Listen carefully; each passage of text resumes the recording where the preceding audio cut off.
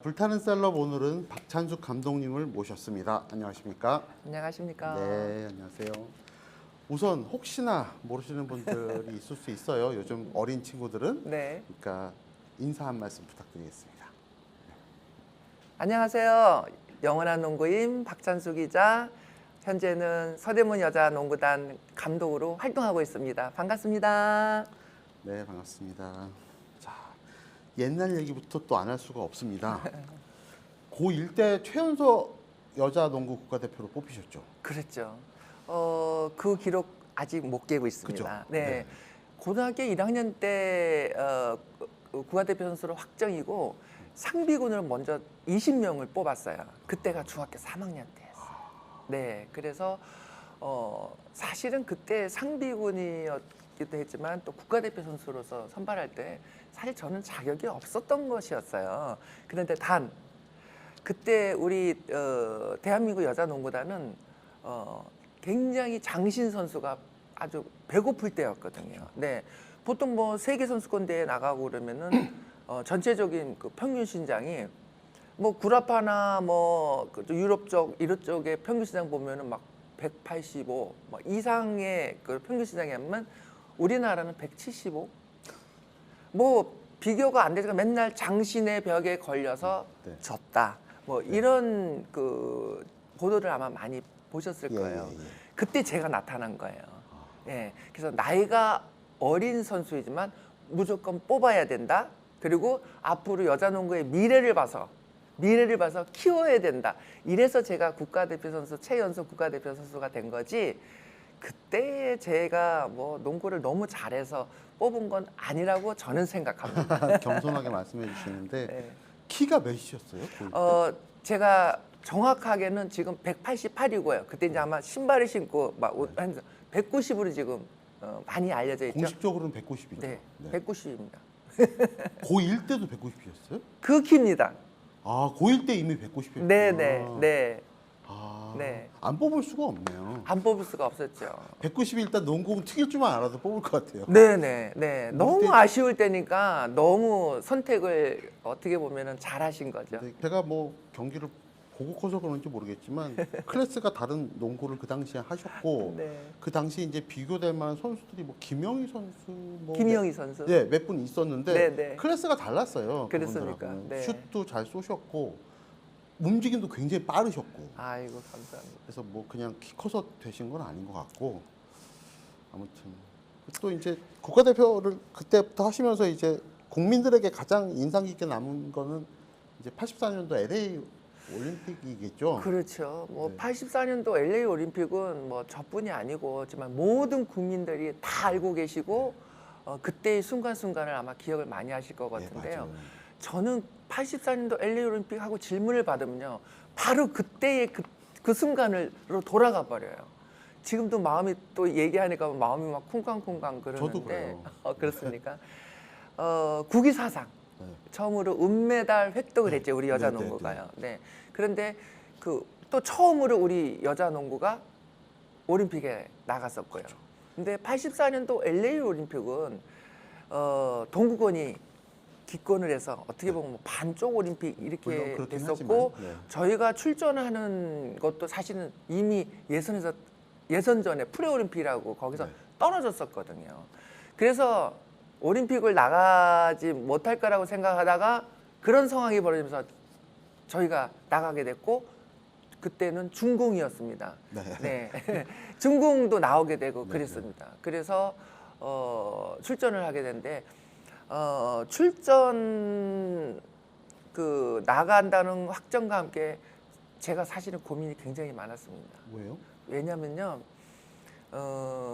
그 프레올림픽 예선전을 할 때 이미 무릎이 다쳐서 수술을 했었거든요. 아, 그런데 그게 완쾌가 안 됐었어요.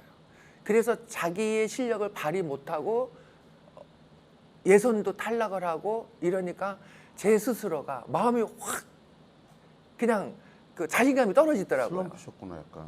그러니까 슬럼프죠. 네. 선수들이 가장 그 선수 생활을 쭉 하다 보면 슬럼프가 오긴 하는데 제가 경험한 바를 보면 슬럼프가 올 때가 가장 힘듭니다. 그걸 어떻게 극복하느냐가 이제 자기 자신과 싸움인데 제가 이제 경험을 한 지금의 이런 얘기를 하지만 그 순간에 너무 힘들었거든요. 얼마나 비겁한 생각을 했냐면 이 무릎도 아프고 잘 됐다. 이 핑계로 은퇴를 해야 되겠다. 그 생각까지 했으니까요. 그 정도 괴롭고 힘들었어요. 과연 내가 이 다리를 갖고 정상적으로 회복을 해서 뛸 수 있을까? 그런 생각을 하는 순간에 너무 무섭고 두려웠어요. 그래서 LA 올림픽에 출전하게 됐다 그러는데 저는 막 제가 제 자신감이 이미 떨어진 상태에서 얼마나 많이 싸웠겠어요. 그래서 나는 못 간다. 무조건 가야 된다. 이러다가 같이 선수들이 합숙 훈련을 하는데도 사실은 합숙을 안 했습니다. 훈련을 안 했습니다. 나는 못 간다. 버티다가 날짜는 다가오는데 그때 감독 선생님이 조승현 감독님이었습니다. 저를 찾아오셨어요. 그래서 지금 선수들은 너무 너를 기다리면서 너무 열심히 하고 있는데 너는 지금 무슨 생각을 하고 왜 여기 있냐 이렇게 물어보시더라고요. 그래서 선생님 저는 자신이 없습니다. 그래서 안 가겠습니다. 올림픽에 안 가겠습니다. 이렇게 얘기를 했어요. 지금 생각하면 너무 미안하고 너무 비겁했고 근데 그 순간은 너무 자신이 없어서 그런 얘기를 했더니 선택은 본인이다. 조승현 감독님이 선택은 선택은 찬숙이가 하는데 지금 농구를 찬숙이가 시작을 해서 지금까지 잘 여기까지 왔는데 시작과 끝 마무리가 굉장히 중요하다. 네가 여태까지 잘 쌓은 이 박찬숙이라는 이름이 지금 여기서 그만둔다면 아마 사라질 거다. 이런 약간 좀 무서운 이야기를 하시더라고요. 정확한 말씀을 하셨네요. 네. 네.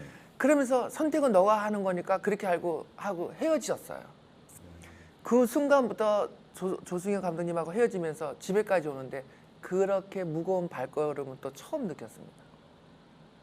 너무나 내가 내 이기적인 생각만 하고 나만 생각을 했구나. 그리고 박찬숙이라는 이름이 이 공든탑이 잘 공들였는데 한 번에 순간에 무너진다는 생각 제가 정신이 버떡 나더라고요. 네. 그래서 감독님이 그 당시에 올림픽 출전을 안 하려면 최소한 평소에는 목발 정도 짚고 다니시지 않으면 욕 안 먹을 수가 없는 상황인데. 맞습니다. 그래서 집에 돌아가자마자 마음을 바꾸기 시작했습니다. 상당히 힘들었어요. 사실은 은퇴를 해야 되겠다. 나 이 다리가 아파서 자신 없어. 그런 마음에서 다시 그거를 바꾼다는 게 쉽지 않았거든요. 굉장히 빨리 바꿨습니다. 바로 선수촌으로 들어갔습니다. 네. 그래서 어쨌든 결과가 굉장히 좋았잖아요. 그 당시에 장신의 벽이라고 맨날 우리가 졌던 네. 그 당시엔 중공이죠? 중공이요. 중공도 다 이기고. 정말. 저희가 첫 게임이 캐나다였고 두 번째가 유고슬라비아, 그다음에 호주, 그다음에 중공, 그다음에 마지막 미국 이렇게 해서 풀 리그로 이제 경기를 했는데 캐나다도 첫 게임이 가장 중요한데 캐나다하고도 제가 트라우마가 있었어요. 79년도 세계 여자 선수권 대회 또 다른 대회에서 캐나다하고 게임을 하면 계속 게임이 잘 안 되고 지더라고요. 진 게임이 더 많았어요. 그런데 첫 게임이 어떻든 간에 캐나다하고 하니까 제가 얼마나 그 트라우마를 깨기 위해서 얼마나 그 마음이 괴로웠겠어요. 그래서 캐나다를 첫 경기를 잘 테이블 끊고 이기면 너무 좋은데 그거는 이기고 지는 그날의 그 운명에 달려 있었어요. 저희가 조금만 특히 박찬수이가 조금만 더 잘하면 이길 수 있다는 그 확신이 있었거든요. 그래서 제가 고민이 얼마나 많았을까요. 캐나다하고 첫 경기를 하는데 그냥 나름 그냥 괜찮고 최선을 그동안 훈련한 만큼 최선을 다해서 뛰어보자. 마지막이라 생각하는 마음으로 했어요. 캐나다를 이기지 않았습니까?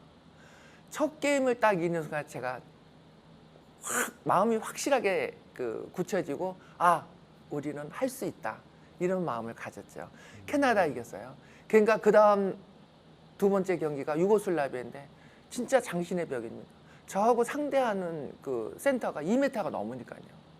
이 벽을 어떻게 넘어야 되느냐 했는데 역시 우리 조승현 감독님의 작전과 또 우리 선수들이 그 작전에 잘 들어맞게 해줘서 또 유고슬라비아 또 이긴 거예요. 그래서 점점점 마음이 어떻겠습니까? 이기니까. 그 다음에 호주를 이기고 그러니까 제 마음이 아 이제 메달이 보이는구나 이런 생각을 하면서 이제 중공이었습니다. 중공은 아시아 선수권대회에서도 최종 결승전에서 항상 붙은 어떻게 보면 정말 막 왼수는 외나무 다리에서 만난다고 또 만난 거 아니에요. 아주 숙명적이죠.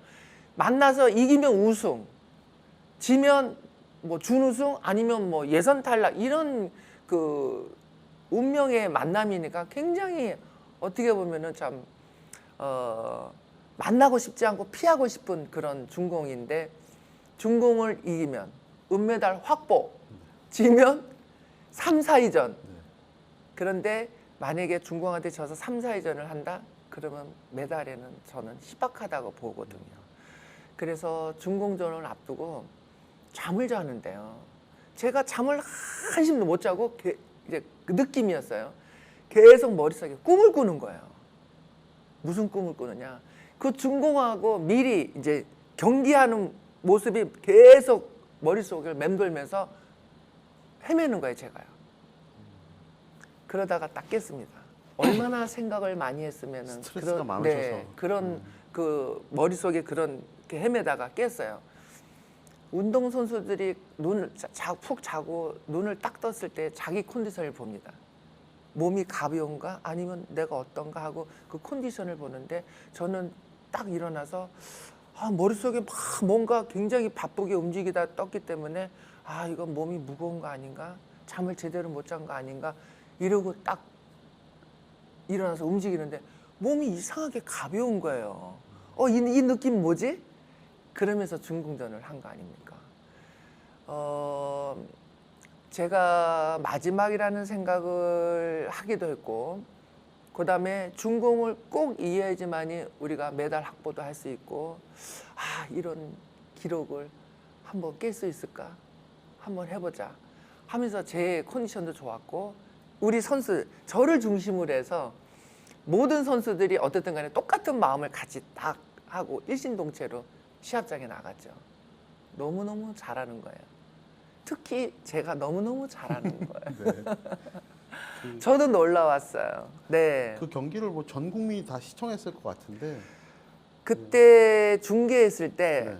대한민국이 아마 새벽이었을 겁니다. 네, 네. 네. 그런데 저도 놀라운 게 새벽잠을 안 주무시고 모든 국민들이 그걸 다 보셨다는 거 네, 아닙니까? 네, 네. 그래서 지금도 이렇게 길거리를 지나가면 그때 이제 어르신들이 그때 잠을 안 자고 응원을 했는데 우리 박 선수가 너무 잘해줘서 은메달 확보를 해서 나도 울었다. 이렇게 그 말씀해 주시는 어르신들이 참 많이 계세요. 제가 그런 걸 보고 참 너무 뜻깊은 그 국민들한테 큰 선물을 안겨주었구나. 그런 아주 큰 보람이 있고요. 네.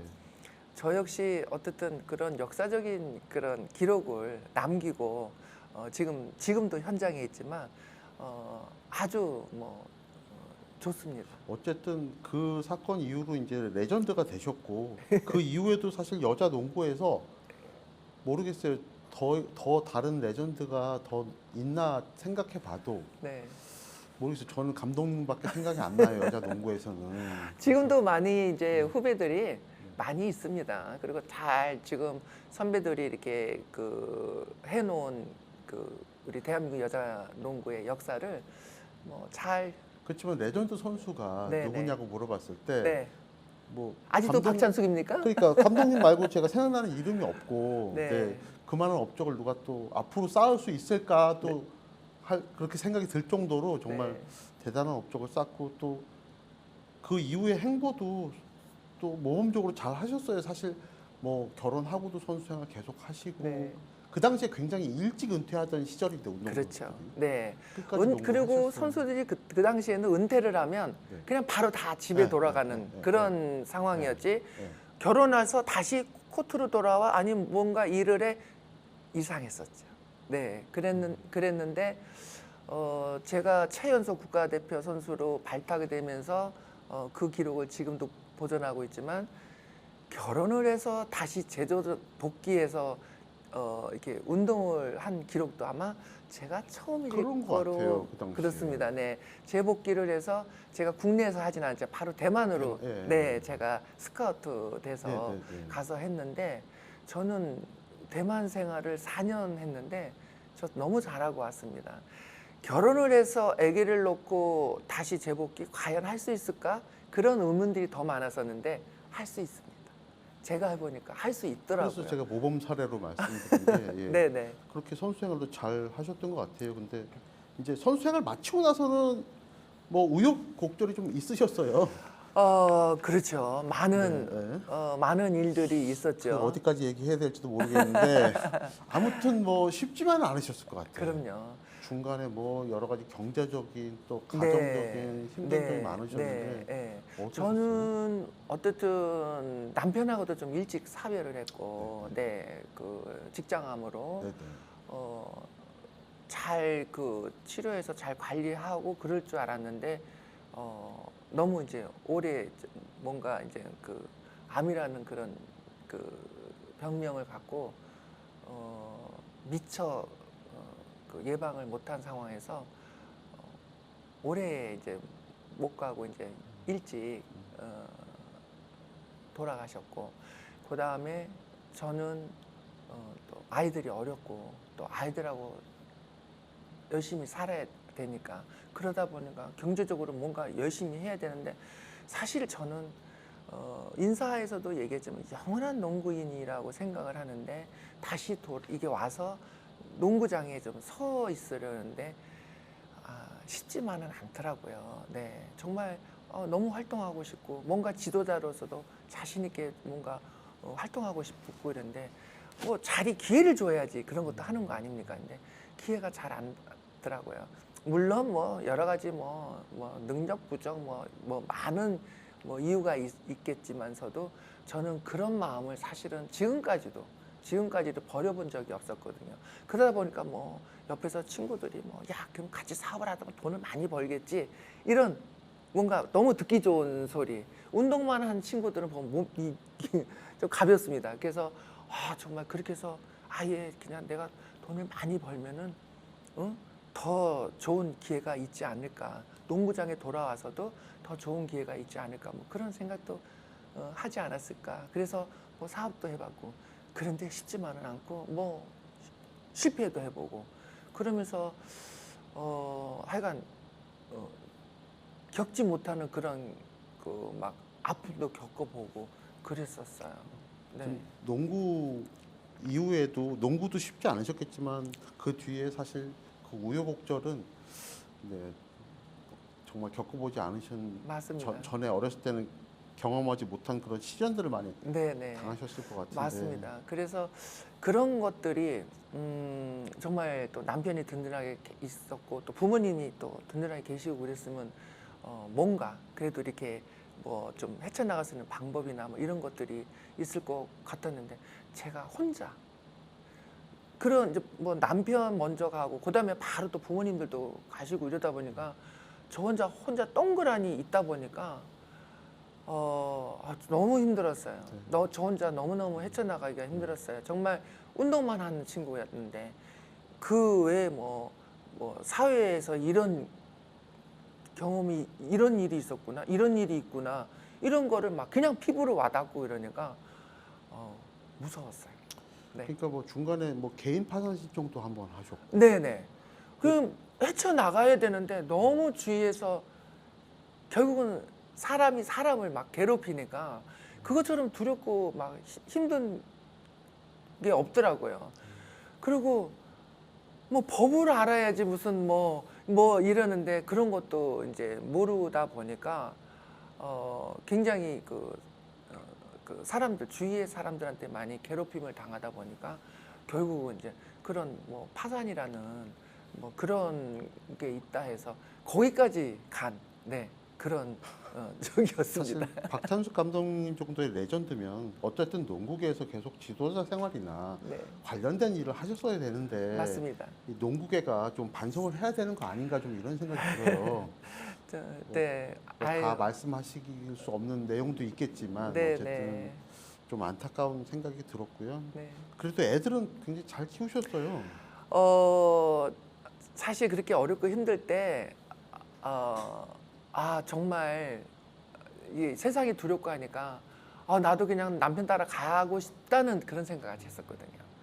그 정도로 두렵고 무서웠는데, 눈을 탁 떠서 보는 순간에,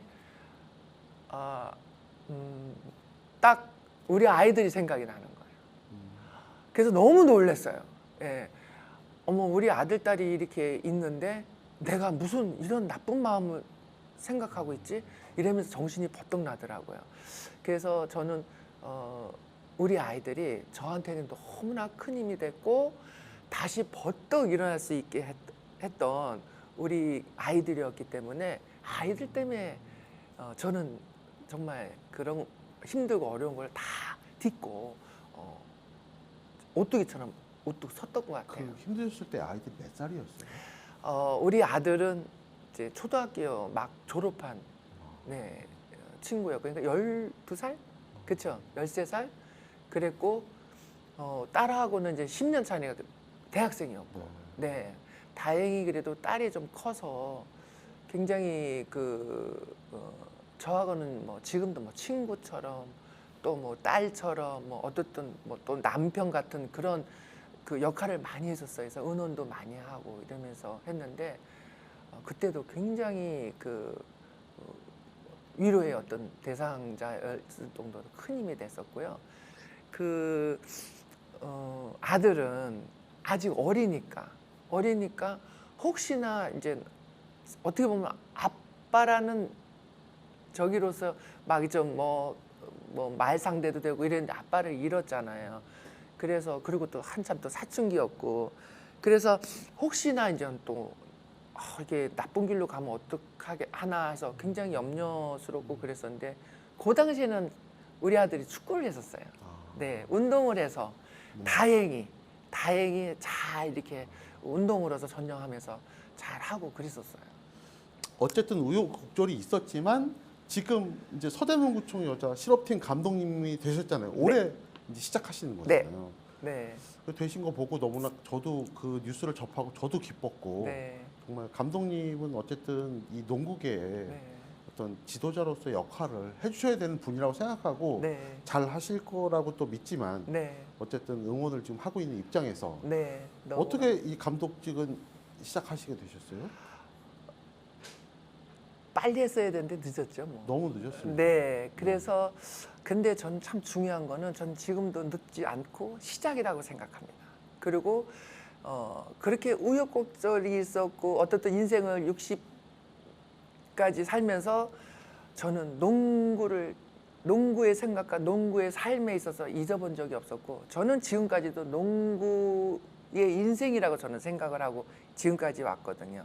그런데 물론 국가대표 코치, 감독, 또 뭐 학교의 지도자 이런 거는 잠깐 단기적으로 해봤지만 제가 원하는 원팀의 감독이 되기는 아직 못 해봤어요.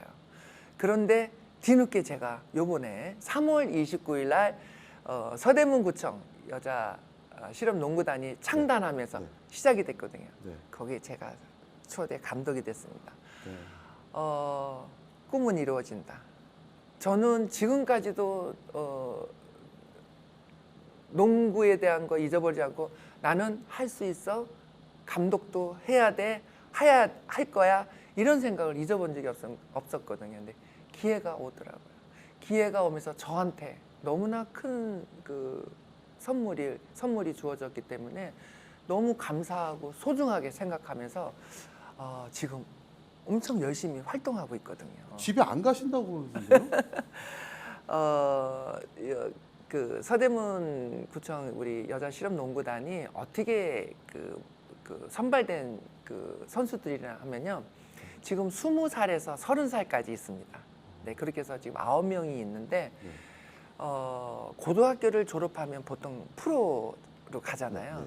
근데 프로도 가는데 정말 뭐 좋은 선수들은 뭐 1순위, 2순위, 3순위로도 가겠죠. 드래프트로 일단 다 뽑히는 거죠. 네, 뽑히잖아요. 근데 거기에 뽑히지 않는 선수들도 많습니다.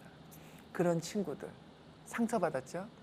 또 그 대학을 가서 재도전을 해서 프로를 가고 싶은데 못 가는 친구들, 다른 데 취업이 안 되는 친구들, 그런 친구들, 또 프로를 갔는데 계속 벤치에 앉아 있어요. 나는 너무 하고 싶은데 일찍 조기 은퇴한 친구들, 이런 친구들을 제가 선발을 했어요. 그런 친구들은 어떤 친구냐면, 나는 정말 내가 마음껏 뛸 수 있는 코트만 있으면 너무 잘할 수 있는데 내가 갖고 있는 실력을 마음껏 발휘하고 싶은데 못하는 친구들이거든요. 그런 친구들 선발했거든요. 저절로 치유가 되겠죠. 저는 그런 친구들을 치유하기 위해서 감독으로서 있고요. 선수들은 치유하기 위해서 얼마나 열심히 하겠어요. 너무 열심히 하는 거예요. 그래서 고맙고, 저는 그런 친구들을 좀 치료한다는 생각으로 너무 열정적으로 열심히 하다 보니까 지금 너무 분위기도 좋고, 저희 서대문구청 농구단의 팩트가 원팀입니다. 저를 중심으로 한 하나. 네, 이렇게 해서 지금 잘하고 있고요. 열정 그런 것도 있겠지만, 제가 이렇게 선수들과 같이 합숙 생활을 지금 하고 있다면 다들 놀랍게 생각하시더라고요. 네. 야, 너 그거 너무 부담스럽지 않냐? 감독하고 같이 자면, 이러는데, 저는 우리 그 친구들하고 저하고 연배가 차이가 많이 나잖아요. 어떻게 보면 세대 차이가 많이 나죠. 이런 얘기 안 하고 싶은데 그 간격을 빠른 시일 내에 빨리 줄이고 싶어서. 그래서 선수들은 제가 굉장히 궁금하대요. 어떤 분이신 거 잘 모르잖아요. 선수 때 내가 활약했던 자체도 모르는데요. 그래서 빨리 알고 싶고, 저도 역시 선수들에 대한 개개인의 특성, 또 무엇을 좋아하고 이런 것들이 있지 않습니까? 그런 걸 빨리 캐치하기 위해서 같이 합숙훈련하고 있거든요. 너무나 많은 시간을 단축시키면서 잘하고 있습니다. 제가 선수들 다 하나씩 파악 잘하고 있고요. 제가 어제도 우리 선수들 딱 모아놓고 이런 얘기했습니다.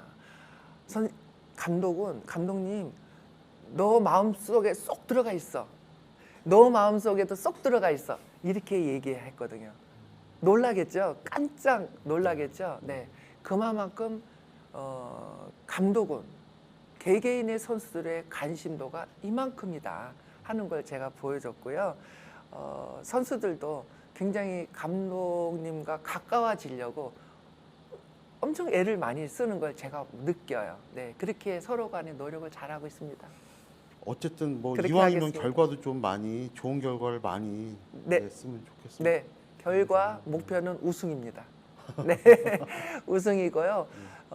근데 제가 우리 그 서대문구청 농구단의 구단주이시기도 하고, 지금 구청장이신 이성훈 구청장님께서도 말씀하셨지만, 그냥 단발에 목표가 우승이라는데, 그렇게 빠른 시일 내에 우승을 하라는 건 저는 원치 않습니다.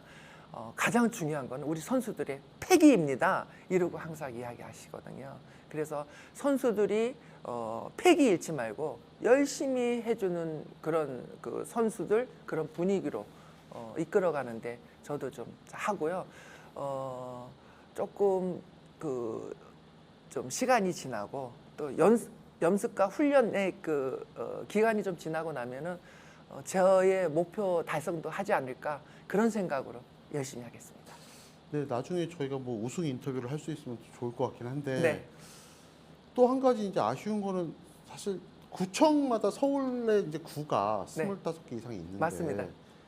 구청마다 다 여자 농구단이 있는 건 아니잖아요. 그렇죠.